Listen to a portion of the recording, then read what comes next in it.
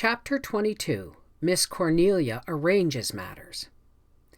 Gilbert insisted that Susan should be kept on at the little house for that summer. Anne protested at first. "Life here with just the two of us is so sweet, Gilbert. It spoils a little to have someone else. Susan is a dear soul, but she's an outsider. It won't hurt me to do the work here." "You must take your doctor's advice," said Gilbert. "There's an old proverb to the effect that shoemakers' wives go barefoot and doctors' wives die young. I don't mean that it shall be true in my household. You will keep Susan until the old spring comes back into your step, and those little hollows on your cheeks fill out." "You just take it easy, Mrs. Doctor, dear," said Susan, coming abruptly in. "Have a good time and don't worry about the pantry. Susan is at the helm. There's no use in keeping a dog and doing your own barking.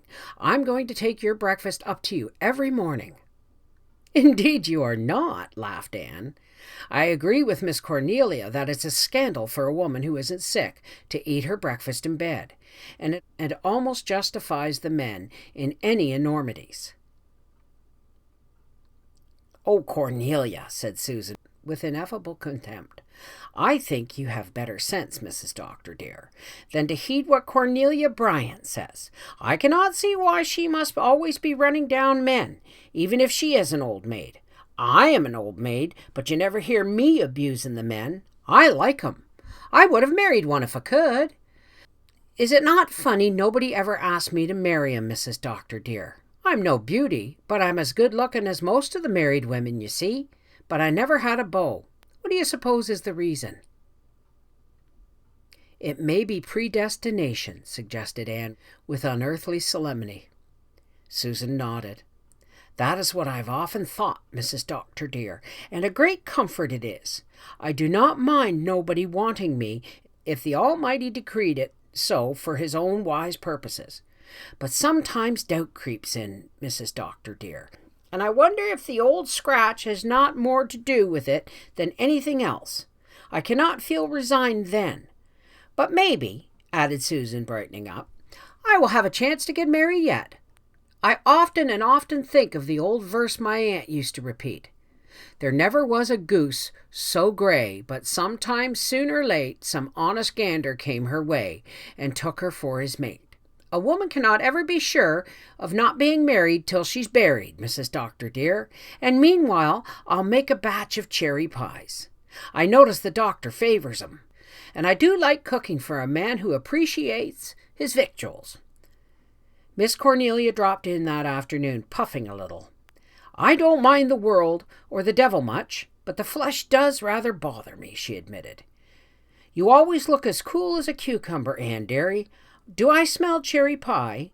If I do, ask me to stay to tea. Haven't tasted a cherry pie this summer. My cherries have all been stolen by those scamps of Gilman boys from the Glen." Now, Cornelia," remonstrated Captain Jim, who had been reading a sea novel in a corner of the living room. "You shouldn't say that about those poor motherless Gilman boys, unless you've got certain proof. Just because their father ain't none too honest isn't any reason for calling them thieves. It's more likely it's been the robins that took your cherries. They're terrible thick this year." "Robins," said Miss Cornelia disdainfully. Two-legged robins, believe me."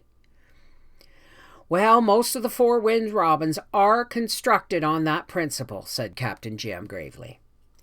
Miss Cornelia stared at him for a moment. Then she leaned back in her rocker and laughed long and ungrudgingly. "Well, you have got one on me at last, Jim Boyd, I'll admit. Just look how pleased he is, Anne dearie, grinning like a chessy cat. As for the robin's legs, if robins have a great big bare sunburned legs with ragged trousers hanging on 'em, such as I saw up in my cherry tree one morning at sunrise that week, I'll beg the Gilman boys' pardon. By the time I got down, they were gone. I couldn't understand how they'd disappeared so quick. But Captain Jim has enlightened me. They flew away, of course." Captain Jim laughed and went away, regretfully declining an invitation to stay to supper and partake of cherry pie. "I'm on my way to see Leslie and ask her if she'll take a boarder," Miss Cornelia resumed. "I had a letter yesterday from Mrs. Daly in Toronto, who boarded a spell with me 2 years ago. She wanted me to take a friend of hers for the summer. His name is Owen Ford, and he's a newspaper man, and it seems he's a grandson of the schoolmaster who built this house. John Selwyn's oldest daughter married an Ontario man named Ford, and this is her son. He wants to see the old place his grandparents lived in.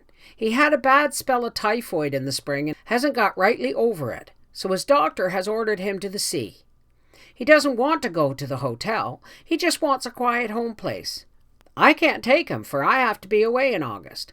I've been appointed to delegate the WFMS convention in Kingsport, and I'm going.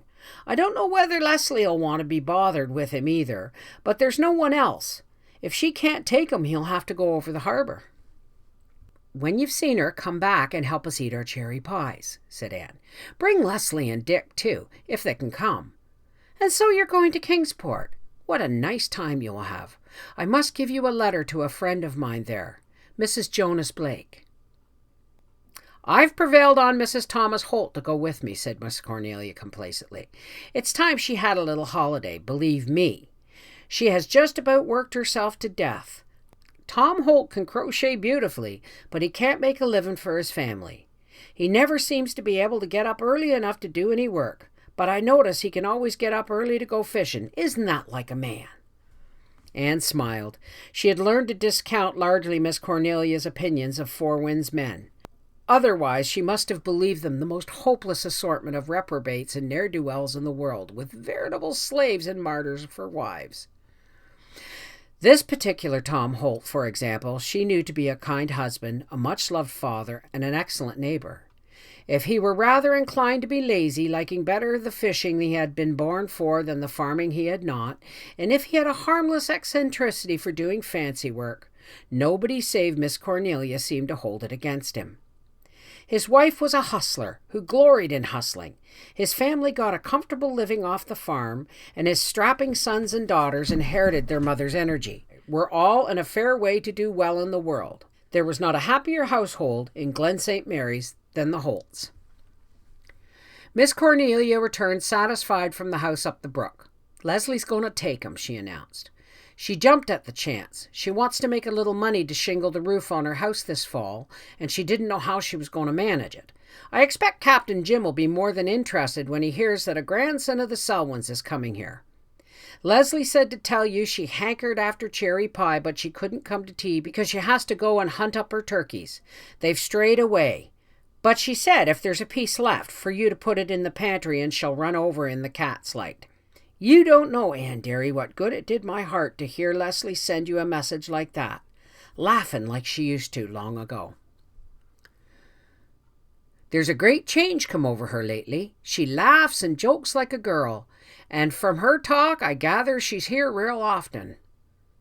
Every day, or else I'm over there, said Anne. I don't know what I'd do without Leslie, especially just now when Gilbert is so busy.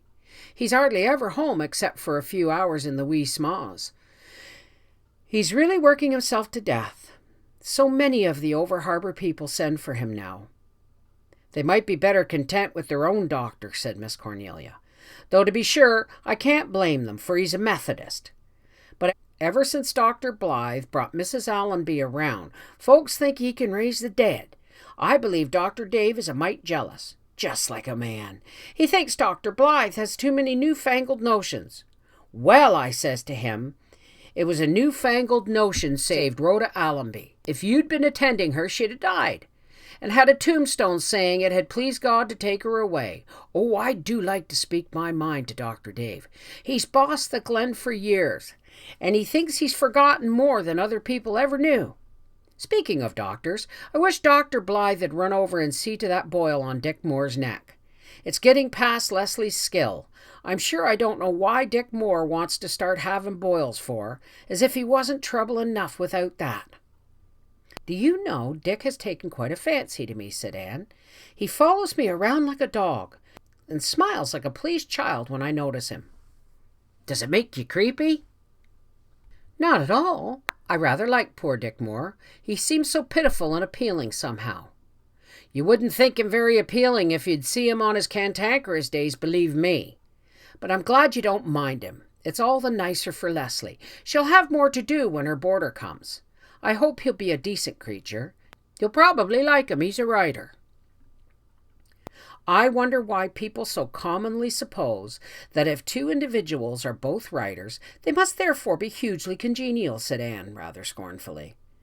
"Nobody would expect two blacksmiths to be violently attracted toward each other merely because they're both blacksmiths."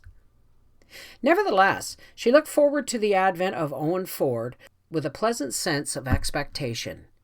If he were young and likable, he might prove a very pleasant addition to the society in Four Winds. The latch string of the little house was always out for the race of Joseph.